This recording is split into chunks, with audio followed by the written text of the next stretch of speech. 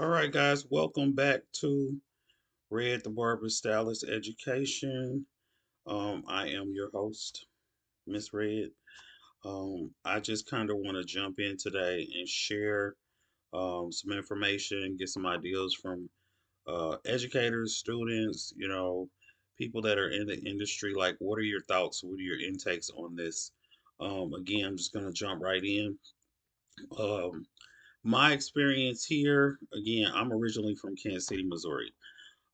Shout out, go Chiefs, three Pete. But I um I have been living in Texas for the past 10 years, and um some of the things that I've experienced have been a little, worrisome. I don't know, if other educators feel this way or school owners or whatever the case is, but I just kind of again wanted to get some of your thoughts, your opinions to see if it's only me or if it's just, something that's going on. How do we go about, changing this, changing the dynamic of getting people to get more involved? I visit a couple of barber schools here in Texas, and I'm not saying that every barber school is like this. So before you say anything negative, positive vibes only for 2025. These again are just my opinions and things that I literally look for when I walk into an establishment or a business. So I've worked for several barber schools in the past here in Texas, and with that being said, what I noticed is sometimes their educators are really super overwhelmed with just information if they've never taught before. Um, they're not properly being trained. It takes really a whole year to become super comfortable, efficient in the material that you're teaching because, depending on what you teach, if it's a rotation system as an educator or if you have that class for the duration of your employment, you get comfortable with certain subjects, certain materials. You usually, as educators, we always use, our past experience. Everything that I share with my students, it usually happened to me or it happened while I was in the shop. So I don't really get a chance to make things up because I've been in the industry for so long. So visiting these schools and sometimes working in these schools, I noticed that, educators are not around. So a couple of days ago, I visited a school, and I'm not going to name any school names, but I visited a barber school and walked in, and they literally took care of me right away. So the person at the front desk took care of me right away, and then the educator came over and asked what I was getting. So I said, I just kind of wanted a little, this had grown completely out. I wanted to change, so I was like, I'm just gonna go for it this year. Needed something different. So I went in and I said, I just kind of want a taper on the sides, not even so much a taper. I just kind of want it all low on the sides and maybe like a little design or something, whatever that student feels comfortable doing. So the educator calls the student over, and the student, I could tell by the look on his face, like he was like intimidated, for one, because my hair was a little bit grown out on the sides, probably this side, probably about out to here on the sides. And so I went over and sat down in his chair, and I could tell he was super nervous. He was making small talk, which was good. He introduced himself, asked me what we was doing. I started asking him how long he had been cutting hair. Because some students come in with a skill set and some don't. So I wanted to, see where I could, help him, if I needed to, while he was doing my haircut.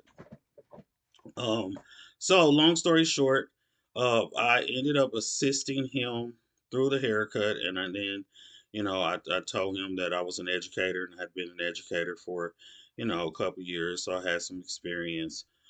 Started asking him questions, but what I noticed was, not once did an educator come over to help him, even if they knew, and I'm only speaking from my experience again. I know when my students haven't cut hair before, or if it's something new to them, or maybe it's a color, if it's a Cosmo student, if it's a barber, maybe they've never done a shear cut. So I know my students' strengths and weaknesses. And I feel like we're kind of, again, and I'm not saying every educator does this or every school does this, but I take it upon myself to know my students' strengths and weaknesses, so I know if they need some type of assistance during the service. I don't want them to, freak out and be like, "Oh, I messed it up." Of course, that's their thought process anyway. I always remind them, "Hey, it says school on the building, and that's where the mistakes are made. You don't want to make the mistakes when you're out in the real world." So, I helped him with the haircut, and I explained to him that I was an educator. I told him exactly what I wanted. I chose not to break out my phone and show him pictures, because again, with black hair, African American hair is just totally different. So what I had him do was start with a larger guard and work his way down to a one. Not once did an educator come over to check to see if this dude like knew what he was doing. Okay. And I was like, oh well, I knew I was coming to a school. I was gonna take my chance. It was only $6.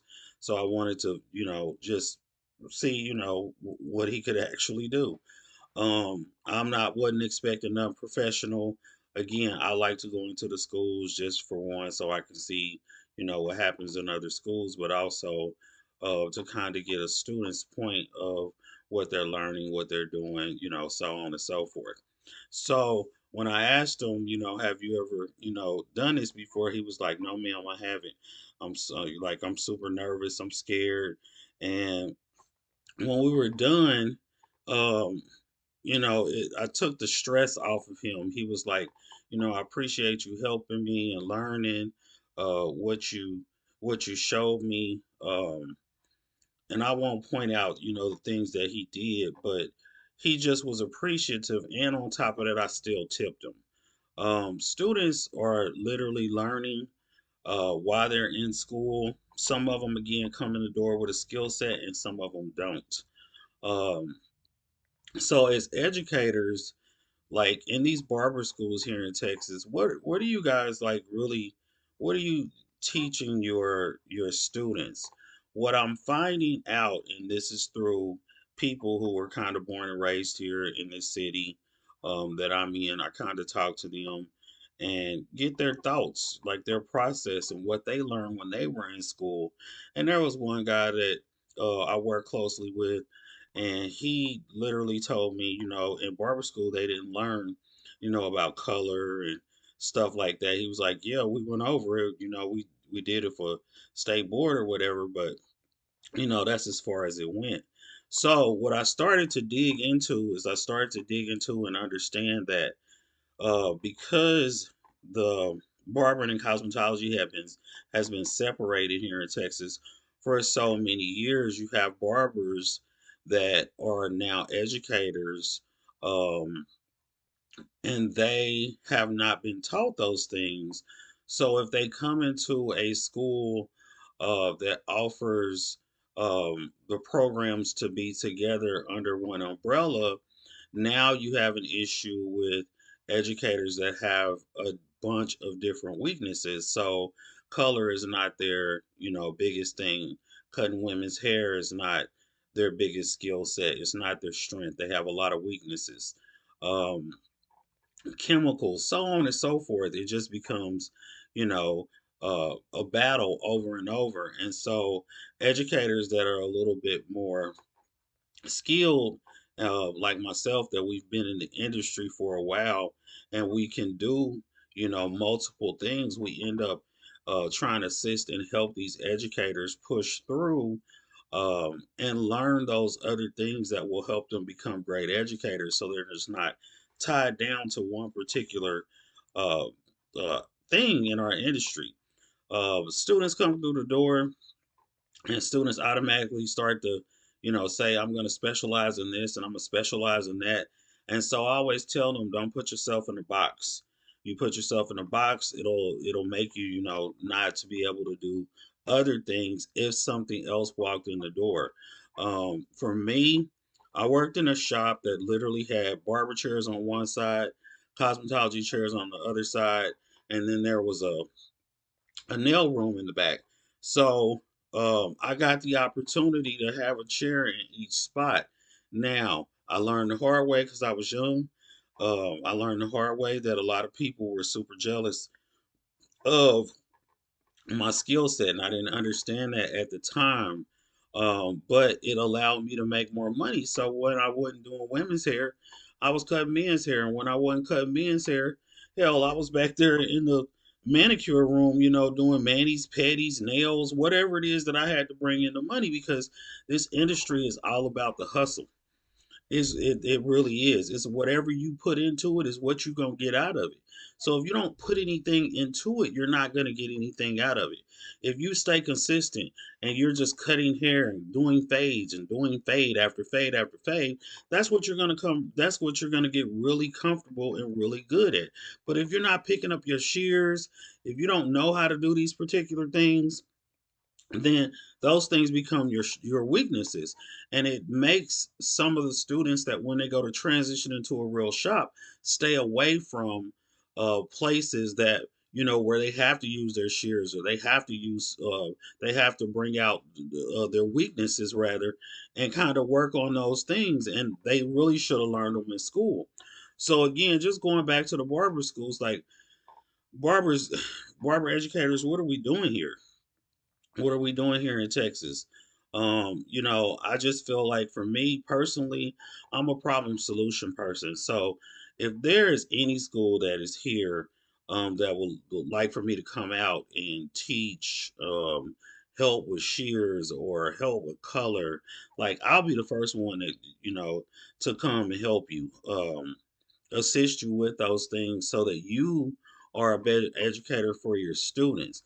If you only cut black hair and you don't know anything else about straight hair or Hispanic hair or Caucasian hair, like I can do those things too as well. But we have to be able to level up, especially in this industry. It is 2025, and we have to be able to level up. You just can't stay complacent in this industry because you now put out complacent students. So you put out students that literally, or licensed professionals that literally are stuck in one thing because you didn't teach it, or it was not being taught, or it was not one of your strengths. Whatever your excuse is, you need to change that. The mindset is so important. Now, I say this, and I say it with love, but this particular city that I'm in is literally about 10 to 15 years behind and what they do. Um, and things get renamed, and for new people that's entering the industry, old heads and old educators, these people that have been in the game for a while, 25, 20, 20 plus years, they understand what I'm talking about. So everything repeats itself. People come back, generations change, from generation to generation. If I have, older people that sit in my chair, I know dang well they're not going to want, a young person's haircut. And so the thought process is very different when it comes to being able to switch up and go, okay, well, this older man just wants a gentleman's cut versus this person wants a burst fade, or whatever the latest hottest trend is, for barbers. Um, but again, what are we doing? Well, like, what are we doing? It was disappointing to see that not one educator came over to check on him during the cut.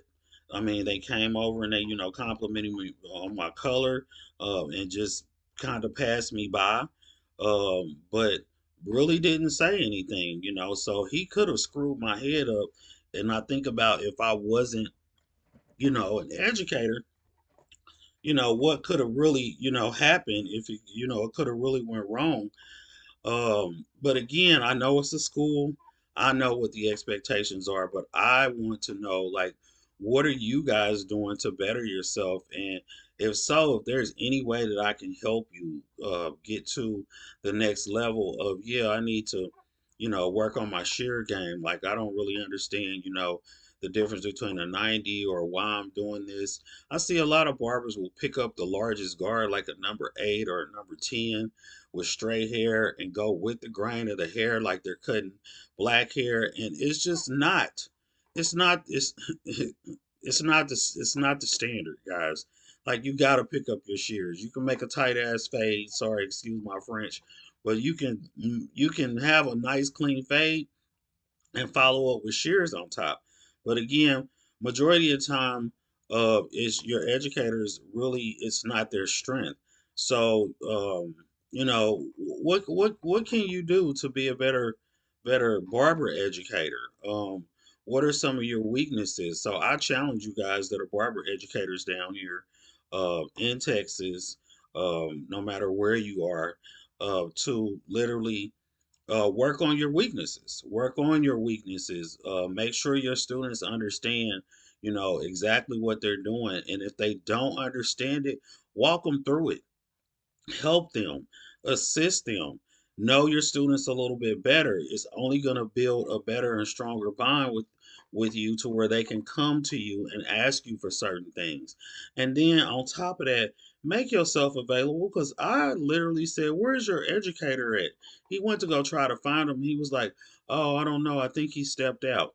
So the guy never came over there. He never checked on me the whole entire time that I was sitting in this gentleman's chair. um, like I said, I helped him with my edge up, and literally and that's a whole nother story at a whole nother time, but I'll talk about that later. Um, but I helped him to be able to help me with my C cup on the side and my spikes. Now he went a little short on one side, and that's okay. His hair is gonna grow back. But I told him, I said, I'm gonna keep coming back to you because I want you to get better, at this, at your craft. Like, if that's what you plan on doing. Also, create some type of system for these kids. Um, Create some type of walk-in system. Create, where if you know that, maybe the goal is, I don't know, that they do 5 fades a day and 2 shear cuts if they there for 6 hours or something.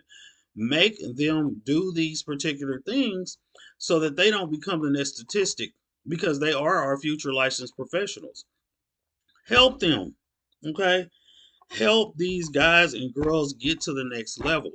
um my students still, no matter where they are, they still know how to get in contact with me. I just had a student call me this morning, and I was just glad to hear from her.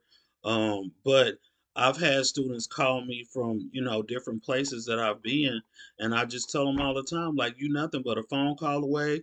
We follow each other on social media, and we can always do a Zoom class if you need to. There's ways to connect to these students, be their support systems, um, create that bond with these students. Some of them, yeah, they're gonna drive you crazy, because they have drove me crazy for the last 15 years, but I still love what I do.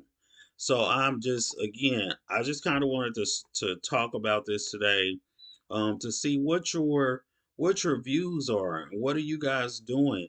And again, if you need a class, or for your staff, your school, whatever it is that you are needing, you can definitely put the information down in the comments. I can reach you by email. You can put your telephone number down. You can send me a message through Red, the Barber Stylist, on Instagram, because that's the only social media page that I have. So you can definitely get in touch with me, and we can talk more about it. Until then, you guys have a great 2025, and more blessings to you.